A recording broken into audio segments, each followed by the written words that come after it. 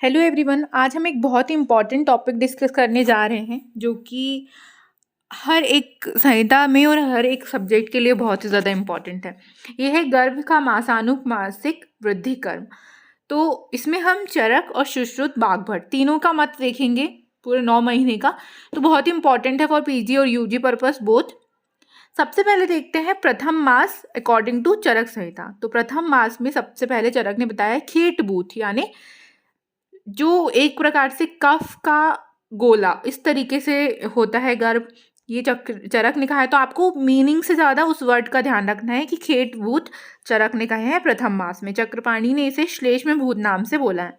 Then प्रथम मास में सुश्रुत ने कलल अवस्था बोली है। प्रथमे मासे कललम जायते, कलल यानी भी मॉर्यूला जो आप बोल सकते हैं मॉडर्न में। बागभट्ट ने भी कलल ही बोला है। देन आता है द्वितीय मास। तो द्वितीय मास घना, ये चरक ने बोले हैं। 3 प्रकार का बताया गया है। यदि जो आकृति है वो पिंड आकार में हो, गोलाकार में हो तो पुरुष उत्पत्ति होती है। पेशी यानी इलोंगेटेड हो तो स्त्री की होती है। और अपूर्ध यानी कोई भी शेप नहीं है प्रॉपर तो नपुंसक होता है। सुश्रुत ने भी सेम यही बताया है। घन 3 प्रकार का बताया है, पिंड, पेशी और अपूर्ध। और आचार्य बागभट्ट ने भी 3 प्रकार का बताया है, पिंड में पुरुष, पेशी में स्त्री और अपूर्ध में नपुंसक। जितनी भी हाईलाइटेड चीज़ है इसका मतलब है कहीं ना कहीं यहाँ पर मतभेद है, तो वो चीज़ आपको ध्यान रखनी है। देन आता है तृतीय मास।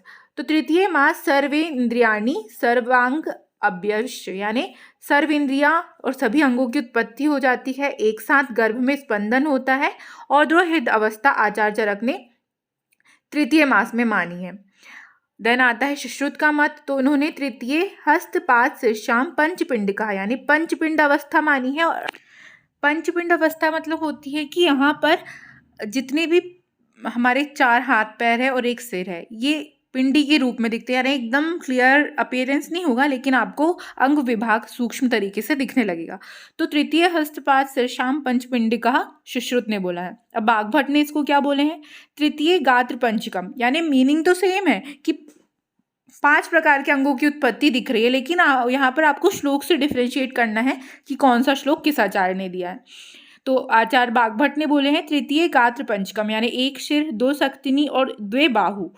ये आचार्य बागभट्ट ने बोले हैं। सर्व सूक्ष्म अंग जन्म यानी सिर आदि के साथ सुख दुख का ज्ञान भी उनको तीसरी अवस्था में होने लगता है अकॉर्डिंग टू आचार्य बागभट्ट। देन आता है चतुर्थ मास। तो चतुर्थ मास स्थिरत्वम बहुत ही इंपॉर्टेंट है कि गर्भ में स्थिरता आने लगती है।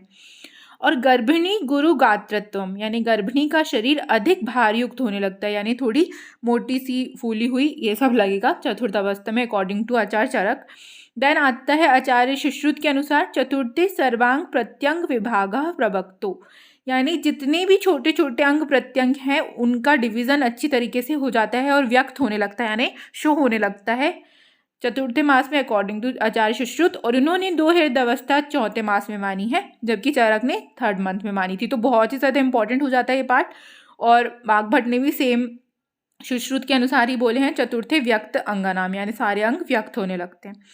तो ये थे हमारे 1st, 2nd, 3rd और 4th मंथ। अब देखते हैं देन आता है 5th मंथ। तो पंचमे मासे गर्भस्य मास शोणितो उपजय यानी आचार्य चरक ने बोले हैं गर्भ में अन्य मास की अपेक्षा मांस व रक्त की अधिक वृद्धि होती है। और गर्भिणी काश्यम यानी यदि गर्भ में मांस और रक्त की वृद्धि होगी तो गर्भिणी में कम होगा, इसलिए वो कृश यानी दुबली पतली सी लगती है पंचमे मास में। तो ये आपको ध्यान रखना है। देन सुश्रुत ने क्या बोले हैं, पंचमे मनः प्रतिबुद्धतम भवति यानी मन और बुद्धि का प्रादुर्भाव होने लगता है पंचमे मास में अकॉर्डिंग टू सुश्रुत। देन चेतनाश्य पंचमे, बागभट्ट ने भी हिंदी मीनिंग देखी जाए तो सेम चीज बोली है लेकिन श्लोक आपको ध्यान रखना है। तो चेतना की अभिव्यक्ति पंचम मास में होती है। देन आता है षष्ठ मास में। तो आचार्य चरक ने बोले हैं षष्ठे मासी गर्भस्य बल वर्ण उपचयो यानी गर्भ में अन्य मास की अपेक्षा बल व वर्ण की अधिक वृद्धि होने लगती है। गर्भिणी बल वर्णम हानि, अब गर्भ में वृद्धि होगी तो गर्भिणी में हानि होगी यानी गर्भिणी के बल और वर्ण की हानि होती है 6th मंथ में। सुश्रुत ने बोले हैं षष्ठे बुद्धि यानी बुद्धि का प्रादुर्भाव जो होगा वो 6ठे मंथ में होगा। और बागभट्ट ने डिफरेंट बोले हैं स्नायु, सिरा, रोम, बल, वर्ण, नख और त्वचा की उत्पत्ति होती है। देन आता है 7वां माह।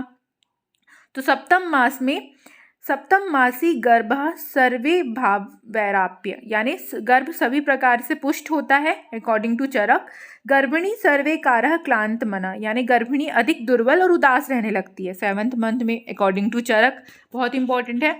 देन आता है सुश्रुत ने बोले हैं सप्तमे सर्वांग प्रत्यंग विभागा प्रवक्त्रः, बहुत इंपॉर्टेंट है ये चीज़। आप देखिए 4th नंबर के मास में, चतुर्थ मास में और 7th मास में श्लोक एकदम सेम है, लेकिन वहाँ पर प्रवक्तो था, यहाँ पर प्रवक्त रहा है। इसी में ही आपका पीजी का एक क्वेश्चन गलत हो जाएगा, तो ये चीज़ आपको स्पेशली ध्यान रखनी है। तो सभी अंग प्रत्यंग पूर्णतः विभक्त और स्पष्ट हो जाते हैं। देन बागभट्ट ने क्या बोले हैं, सर्वे सर्वांग संपूर्णो भावे पुष्यति सप्तमी, यानी सभी प्रकार के जो अंग हैं वो पूर्ण रूप से पुष्ट हो जाते हैं 7th मंथ में।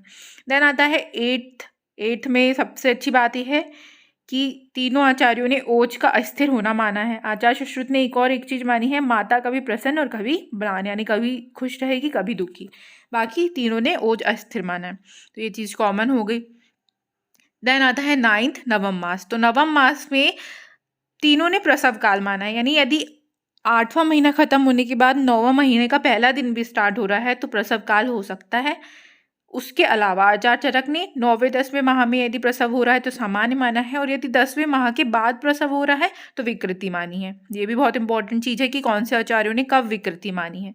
देन आचार्य सुश्रुत ने प्रसव काल 9वें महीने में माना है, लेकिन 9वें 10वें 11वें 12वें माह तक इन्होंने सामान्य माना है, और ऐसा ही बागभट्ट ने भी सेम, और दोनों ने भी माना है कि यदि 12 महीने के बाद बेबी हो रहा है तो वो विकृति होगी। तो ये चीज़ इंपॉर्टेंट है कि आचार्य चरक ने 10वें माह के बाद विकृति मानी है और सुश्रुत और बागभट्ट ने 12वें माह के बाद। तो ये चीज़ जरूर ध्यान में रखें, कंफ्यूज ना हो।